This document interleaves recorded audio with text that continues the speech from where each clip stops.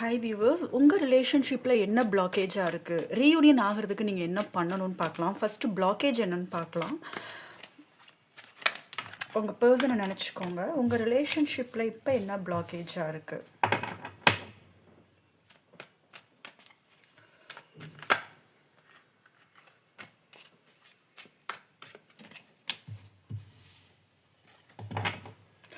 இப்போதைக்கான ப்ராப்பரான கம்யூனிகேஷன் கிடையாது. ஒருத்தவங்க முன்னோக்கி கம்யூனிகேஷனுக்கு இனிஷியேட் பண்ணனா சரி இந்த ரிலேஷன்ஷிப்பை அடுத்தது எடுத்துகிட்டு போகலான்னு ஸ்ட்ராங்காக வரும்போது இன்னொருத்தவங்க அதிலேருந்து தப்பிச்சு ஓடுறாங்க. எஸ், இங்கே வந்து கம்யூனிகேஷன் ரொம்ப பெரிய பிளாக்கேஜாக இருக்குது. ரெண்டு பேருக்குள்ளேயுமே ஒரு ப்ராப்பர் கம்யூனிகேஷன் கிடையாது. பழைய விஷயங்கள்லேருந்து இல்லை அவங்க பண்ணின தப்புலேருந்து தப்பிச்சு போகிறதுக்கு தான் பார்க்குறாங்க. இந்த கம்யூனிகேஷன் இருந்ததுன்னா வந்து உங்களுக்கு இது இன்னும் ரொம்ப ஸ்மூத்தாகவே போகும். இது அடுத்த ஒரு ஸ்டெப்புக்கு எடுத்துகிட்டு போகும். பட் இங்கே வந்து கம்யூனிகேஷன் ரொம்ப ரொம்ப பேடாக இருக்குது. பட் ஒருத்தவங்க அவங்கள சேஸ் பண்ணுற மாதிரி இருக்குது, ஒருத்தவங்க கம்யூனிகேஷனுக்காக வெயிட் பண்ணுற மாதிரி இருக்குது. எஸ், உங்கள் பர்சன் உங்களை நோக்கி வர மாதிரி இருக்குது. நீங்கள் இதில் இருந்து மூவ் ஆன் ஆகி விலகி போன மாதிரி தான் தெரியுது. ஸோ கம்யூனிகேஷன் இங்கே பெரிய பிளாக்கேஜாக தெரியுது.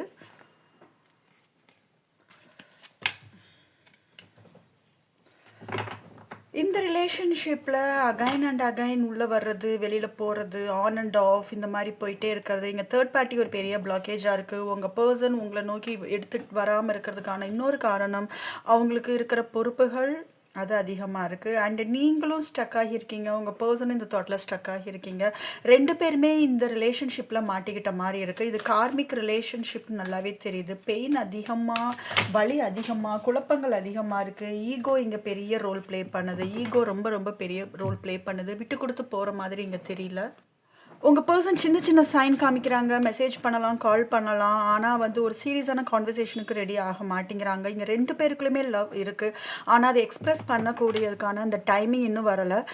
சரியான பேசலை. ரெண்டு பேருமே மனசுலேயே போட்டு வச்சுக்கிட்டு இந்த ரிலேஷன்ஷிப்பில் ஸ்டக் ஆகியிருக்கீங்க. நீங்களும் மூவ் ஆன் ஆக முடியல. உங்கள் பர்சன்னாலையும் உங்களை விட்டுட்டு வேறு ஒரு விஷயத்தில் வந்து கவனம் செலுத்த முடியல. உங்கள் ரெண்டு பேருக்குமே இங்கே ஓவர் திங்கிங் அதிகமாக இருக்குது. நீங்களாக ஒரு கற்பனை பண்ணிவிட்டு ஒரு விஷயம் நினச்சிக்கிட்டு இருக்கீங்க. உங்கள் பர்சன் உங்களை பற்றி அவங்க ஒரு கற்பனை, அவங்க ஒரு விஷயத்தில், அவங்க ஒரு உலகத்தில் வாழ்ந்துகிட்டு இருக்காங்க. ஆனால் ரெண்டு பேருக்குமே சோல் வந்து ஸ்ட்ராங் கனெக்ஷனில் இருக்குது. ஃபீலிங்ஸ் ரொம்ப அதிகமாக இருக்குது.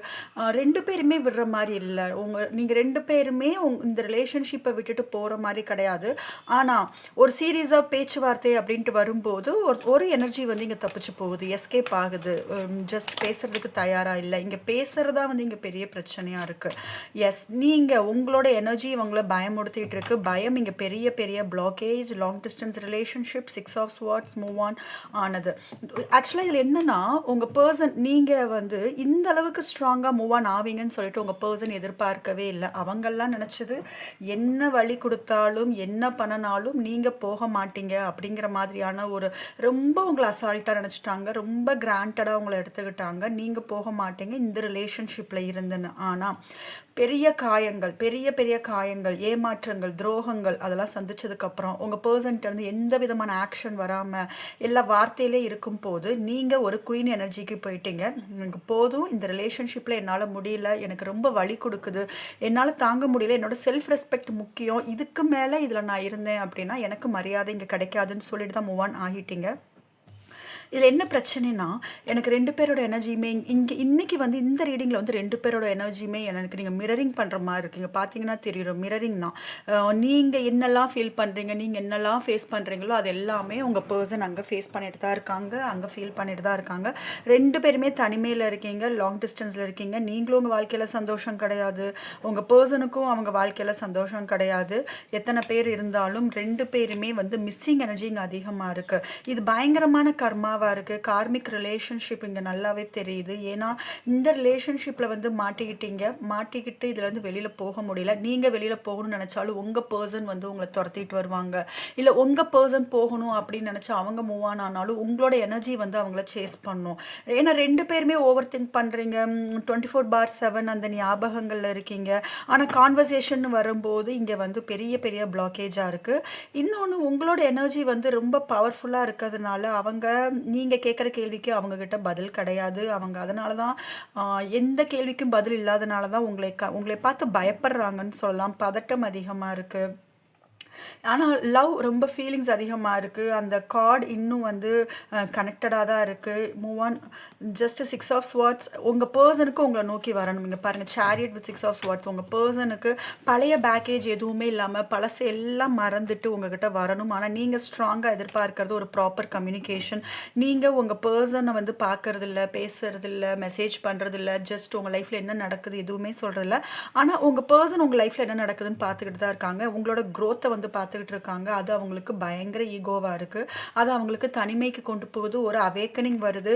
இப்பதான் அவங்களுக்கு தெரியுது இந்த ரிலேஷன்ஷிப் வந்து கார்மிக்கா இருக்கலாம். ஏன்னா இங்க வந்து அடிக்ஷன் அதிகமா இருக்கு. இது அவ்வளோ ஈஸியா விட்டுட்டு போற மாதிரி தெரியல. சைக்கிள் வந்து இங்க பேட்டர்ன் ரிப்பீட் ஆயிட்டே இருக்கு. ஜஸ்ட் ஒரு புல் வந்து ரொம்ப ஸ்ட்ராங்கா இருக்கு. பாஸ்ட் லைஃப் கனெக்ஷன் அதிகமா தெரியுது. கடகம் இங்க அதிகமா இருக்கு. மிதுனம் அதிகமா இருக்கு. கடகம் இருக்கு. ஆம், துலாம், கும்பம் இதெல்லாம் இங்க அதிகமா இருக்கு. நான் சொல்லியிருந்தேன் இது கார்மிக் மாதிரி. ஸோ உங்கள் பர்சனோட வெயிட்டிங் எனர்ஜி என்னன்னு பார்த்தீங்கன்னா பாருங்களேன். இதில் என்ன பிரச்சனைனா நீங்கள் இந்த ரிலேஷன்ஷிப் கொடுத்த தாக்கம் வந்து இன்னும் உங்களுக்கு இருக்குது. இதோட தாக்கத்தில் வந்து நீங்கள் வெளியில் வரல. உங்கள் பர்சன் உங்ககிட்ட வந்து நிறைய மேனிப்புலேட் பண்ணி நிறைய ஃபால்ஸ் ப்ராமிசஸ் கொடுத்துருப்பாங்க. இந்த மாதிரி அந்த மாதிரி இருக்கலாம், இந்த மாதிரி இருக்கணும், இங்கே போகணும், அங்கே போகணும், உங்களுக்காகத்தான் நான் உனக்காகத்தான் நான் இருக்கேன், உன் மேலே அவ்வளோ லவ் வச்சுருக்கேன், உன்னை தாண்டி நான் வேறு யாரையும் நினச்சி பார்க்க மாட்டேன். இந்த மாதிரி நிறைய விஷயங்கள் வந்து ஃபால்ஸ் ப்ராமிசஸ் கொடுத்துருக்காங்க. அது உங்களுக்கு திரும்ப திரும்ப திரும்ப உங்கள் மண்டையில் வந்து சுற்றிக்கிட்டே இருக்குதுன்னு சொல்லலாம். ஈக்குவலான லவ் இங்கே இல்லை. இங்கே கர்மா வந்து இப்போ அழகாக பேலன்ஸ் பண்ணிட்டு இருக்குது. ரெண்டு பேருமே கர்மா ஃபேஸ் பண்ணிட்டு இருக்கீங்க. நீங்கள் வந்து உங்கள் பர்சன் வந்து இனிஷியேட் எடுத்துகிட்டு வரணும், ஒரு மெசேஜ் பண்ணணும், ஒரு கால் பண்ணணுங்கிற வெயிட்டிங் எனர்ஜி உங்ககிட்ட இருந்து இருக்குது. அவங்களும் ஆனால் இதில் என்னென்னா உங்கள் ஆழ் மனசு வந்து ஆசைப்படுது. சரி என் பர்சன் வரணும், எனக்கு ஒரு மெசேஜ் பண்ணலாமே, கால் பண்ணலாமேன்னு. ஆனால் உங்களால் அதை ஃபுல்லாக கம்ப்ளீட்டாக வந்து ஒத்துக்க முடியல. மறுபடியும் வந்து அதே மாதிரி என்னால் இருக்க முடியுமான்னு உங்களுக்கே ஒரு சந்தேகம் வருது. உங்களால் உங்கள் எனர்ஜி வந்து பிரேக்கப்புக்கு அப்புறம் உங்கள் எனர்ஜி ஒரு மாதிரி வேறு மாதிரி இருந்தது இல்லையா, அந்த மாதிரி இப்போ நீங்கள் இல்லை, கம்ப்ளீட்டாக மாறிட்டீங்க. இப்போ நீங்கள் எப்படி ஸ்டக் ஆகி இருக்கீங்கன்னா என் பர்சன் மெசேஜ் பண்ணணுங்கிற ஒரு ஏக்கம், அந்த மிஸ்ஸிங் எனர்ஜிலாம் இருக்குது. அதே நேரத்தில் ஐயோ வேணாம் எனக்கு போதும், ரொம்ப டயர்ட் ஆகுது, இன்னும் நான் வந்து புரிய வைக்கிறதுக்கு ஒன்றும் இல்லை, என்னால் புரிய வைக்கவும் முடியாது. அதைத்தான் சொன்னீங்க. கம்யூனிகேஷனுக்கு வந்து அவங்க பேச வந்தாலும் நீங்கள் தப்பிச்சு ஓடுற மாதிரி இருக்குது. இங்கே பணம் வந்து ஒரு பெரிய ரோல் ப்ளே பண்ணுது. யாரோ இன்னொருத்தவங்களுக்கு வந்து பணம் வந்து நிறையா கொடுத்து ஹெல்ப் பண்ணிட்டு இருக்கிற மாதிரி, அதை வந்து ஒரு பர்சன் மிஸ் பண்ணுற மாதிரி இங்கே நல்லாவே தெரியுது. இதெல்லாம் பெரிய பிளாக்கேஜஸ். லாஸ்ட்டில் நடந்த ஆர்கியூமெண்ட்ஸ், ரீசெண்டாக நடந்த விஷயங்களை வந்து உங்கள் பர்சன் ரொம்ப ஸ்டக் ஆகியிருக்காங்க. ரீசெண்டாக உங்களுக்குள்ளே ஏதோ ஹர்ட் ஆக்கியிருக்கீங்க. கான்வர்சேஷன் ரொம்ப ரொம்ப ரொம்ப சீரியஸாக ரொம்ப ஹர்ட் பண்ணிவிட்டு ரொம்ப ஒஸ்ட்டான ஒரு சினாரியோவாக இருந்திருக்கு. அதை வந்து மறுபடியும் யோசிச்சுட்டு இருக்காங்க. இந்த மாதிரி நான் பேசியிருக்க கூடாதே அப்படிங்கிற மாதிரி உங்கள் பர்சனோட தாட்ஸ் வந்து அதிகமாக இருக்குது. தனிமையில் ரொம்ப யோசிக்கிறாங்க. உங்களோட லவ் பற்றி யோசிக்கிறாங்க. நீங்கள் எவ்வளோ அவங்களை கேர் பண்ணீங்க அதை பற்றி யோசிக்கிறாங்க. உங்களுக்கு லவ் கொடுக்காம ஏமாத்திட்டோமே அப்படிங்கிற யோசனை இருக்குது. இங்கே சீட்டிங் அதிகமாக இருக்குது. உங்களை தாண்டி இன்னொரு பர்சன் பணம் அப்படிங்கிற ஒரு விஷயத்துக்காக உங்களை ஏமாற்றிட்டு ஒரு கரியர் பிஸ்னஸ் அதுக்காக உங்களை விட்டுட்டு பாதியிலே விட்டுட்டு உங்களுக்கு இருக்கிற வழியை பற்றி புரிஞ்சுக்காம சடனாக உங்களை விட்டுட்டு போயிட்டாங்க. இப்போ சடனாக உங்கள் லைஃப்குள்ளே அகைன் வரணும்னு நினைக்கிறாங்க. அதான் நான் ஆரம்பத்தில் சொன்ன மாதிரி அவங்க என்ன நினைக்கிறாங்கன்னா நீங்கள் எப்போ வந்தாலும் அக்செப்ட் பண்ணிப்பீங்க அப்படின்னு. இப்போ வரைக்கும் அவங்க அந்த மாதிரியான ஒரு எனர்ஜியில் தான் இருக்கீங்க. ஏன்னா இன்னும் நீங்கள் அவங்கள லவ் பண்ணுறீங்க, இன்னும் உங்களுக்கு ஃபீலிங்ஸ் இருக்குது அப்படின்னு தான் அவங்க நினச்சிக்கிட்டு இருக்காங்க. ஸோ நான் எப்போ போனாலும் என் பர்சன் அக்செப்ட் பண்ணிப்பாங்க அப்படிங்கிற மாதிரி தான் ஒரு எனர்ஜி தான் தெரியுது. சரி, ரீயூனியன் ஆகிறதுக்கு நீங்கள் என்ன பண்ணணும்னு நம்ம பார்த்துடலாம். ரீயூனியன் ஆகணும் அப்படின்னா நான் சொல்லியிருந்தேன் ஃபர்ஸ்ட்டே, உங்களுக்கு வந்து 24/7 உங்கள் பர்சனோட ஞாபகங்கள் இருக்குது, இன்னும் அப்சஸ்டாக இருக்கீங்க. இல்லை மூவ் ஆன் ஆனவங்களுக்கு வந்து இந்த வீடியோ ரெசனேட் ஆகாது. சரிங்களா, மூவ் ஆன் ஆகிட்டு நீங்கள் ஸ்ட்ராங்காக இருக்கீங்க அப்படின்னா இது ஆகாது. ஏன்னா இந்த ரீடிங்கில் வந்து எனக்கு ஸ்பெஷலி தெரியுது வந்து பார்க்குற வியூவர்ஸ் வந்து ரொம்ப அப்சஸ்டாக இருக்கீங்க. ஃபிசிக்கல் அட்ராக்ஷன் அதிகமாக இருக்கும் உங்கள் ரெண்டு பேருக்குள்ள. பழைய பேக்கேஜஸ் இன்னும் இருக்குது.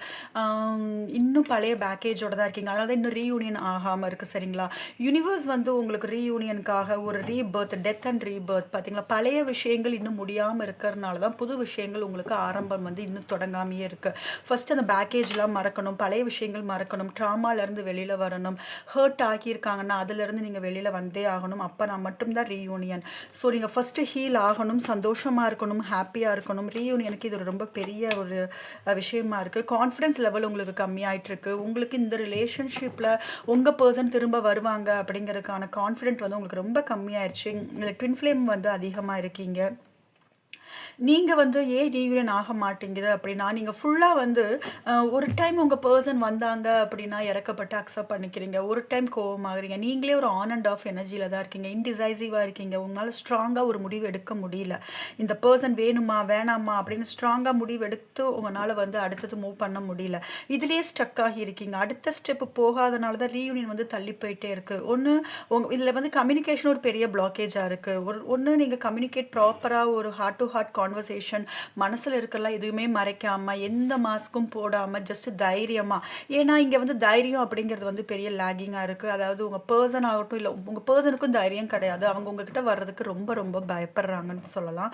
அவங்களுக்கு தைரியம் கிடையாது. இந்த ரிலேஷன்ஷிப்பை வந்து அவங்கனால அவங்களுக்கு பிடிச்ச மாதிரி எடுத்துட்டு போக முடியுங்கிற ட்ரஸ்ட்டும் போயிருச்சு, நம்பிக்கை போயிருச்சு, உங்க மேலேயே அவங்களுக்கு நம்பிக்கை போயிருச்சு. நீங்க என்னதான் வந்து உங்களுக்கு ஃபீலிங்ஸ் லவ் இருந்தாலும் இந்த ரிலேஷன்ஷிப்பை நீங்க அகைன் ஒரு ஃபார்வர்டா எடுத்துட்டு போவீங்க அப்படிங்கிற நம்பிக்கை அவங்களுக்கு இல்ல. 2 பேருமே வந்து ஒரு தயங்கி தான் நின்னுட்டுருக்கீங்க. உங்க பெர்சன் இனிஷியேட் பண்ணணும்ட்டு நீங்க வெயிட் பண்றீங்க. நீங்க இனிஷியேட் பண்ணணும்ட்டு உங்க பெர்சன் வெயிட் பண்றாங்க. 2 பேருக்குமே வந்து கான்ஃபிடன்ஸ் லெவல் கம்மியாயிட்டு இருக்கு. நம்பிக்கை குறைஞ்சுகிட்டு இருக்கு.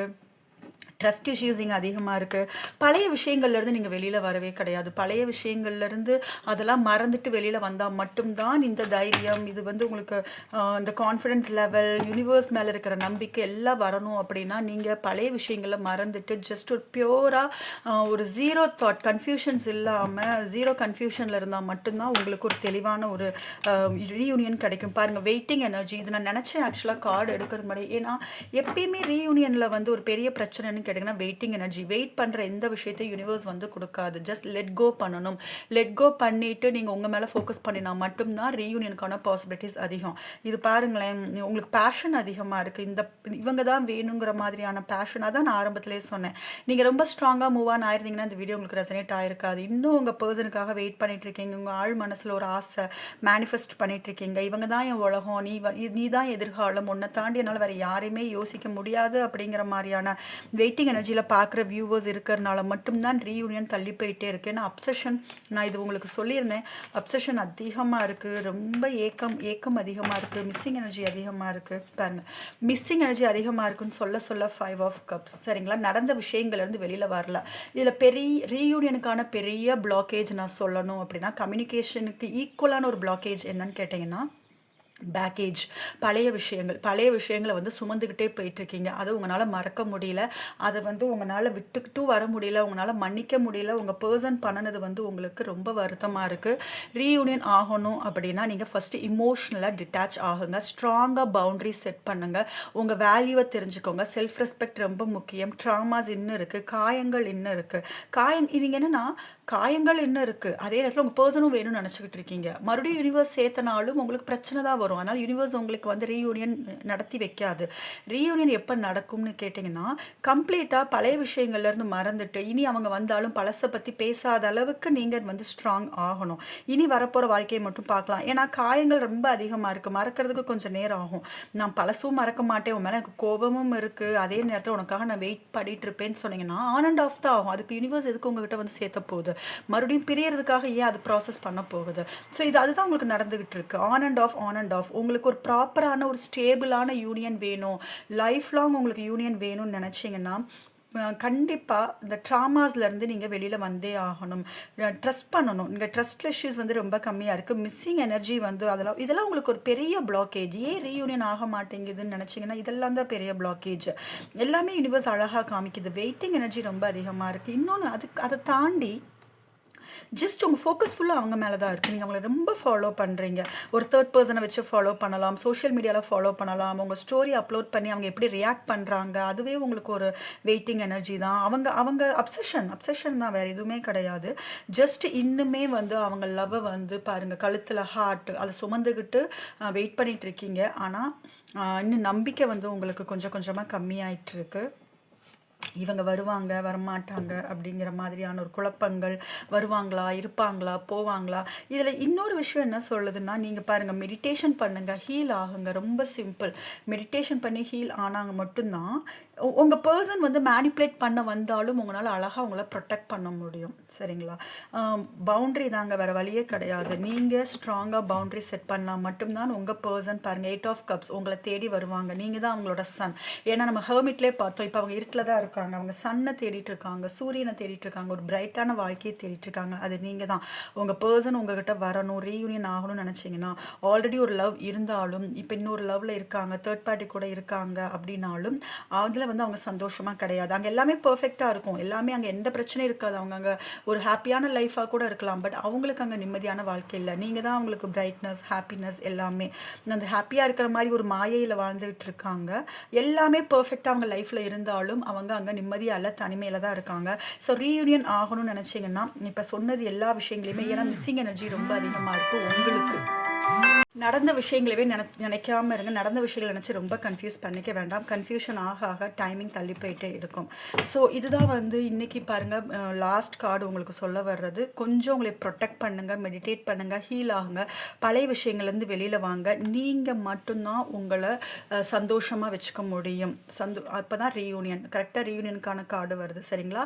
ஒரு செலிப்ரேஷன், ஒரு ப்ராப்பர் ஒரு ஸ்டேபிளான ரீயூனியன் எப்போ வரும்னு கேட்டிங்கன்னா, ஃபர்ஸ்ட் உங்களை ப்ரொடெக்ட் பண்ணுங்கள், பவுண்டரி செட் பண்ணுங்க, ஸ்ட்ராங்கா இருங்க. நீங்க இப்போது உங்க லைஃபை சந்தோஷமா வைக்கிறதுக்கு நீங்க போதும். ஃபினான்ஷியலா growthல ஃபோக்கஸ் பண்ணுங்க. இதெல்லாம் தான் உங்களுக்கான பிளாக்கேஜ் அண்ட் ரீயூனியனுக்கான யூனிவர்ஸ் கொடுக்குற உங்களுக்கு மெசேஜ். இந்த வீடியோ உங்களுக்கு ரெசனேட் ஆச்சுன்னா மறக்காம என் சேனலுக்கு சப்ஸ்கிரைப் பண்ணுங்க. உங்களுக்கு பர்சனல் ரீடிங் வேணும், டாரோ கிளாஸ் வேணும், ஹீலிங் செஷன் வேணும்னா டிஸ்கிரிப்ஷன்ல வாட்ஸ்அப் நம்பர் இருக்கு, அதுக்கு நீங்க கான்டாக்ட் பண்ணலாம்.